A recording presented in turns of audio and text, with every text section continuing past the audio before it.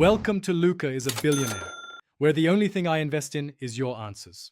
You start by making sure your iPhone runs iOS 14, 5 or later because that adds native controller support. Once done, power on the Xbox controller and hold the pairing button until the Xbox logo flashes. That puts it in Bluetooth mode and makes it discoverable. Make sure your controller has enough charge and that nearby Bluetooth devices are off to prevent automatic reconnections.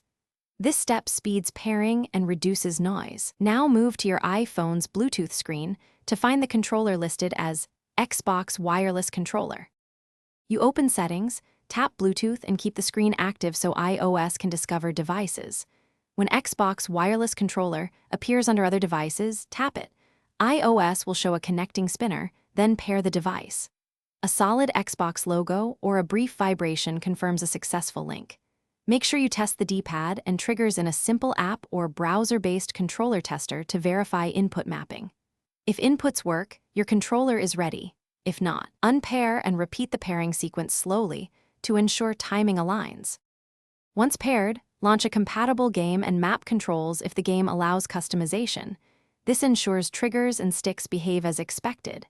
If the controller disconnects, go to Settings Bluetooth, forget the device, then repeat pairing. Sometimes a simple reset clears handshaking issues. If persistent problems occur, update iOS and run the Xbox Accessories app on an Xbox or Windows device to update controller firmware, because outdated firmware can cause latency or button mapping errors. Remember, regular updates. Thanks for watching and please subscribe. It's the best investment you'll ever make.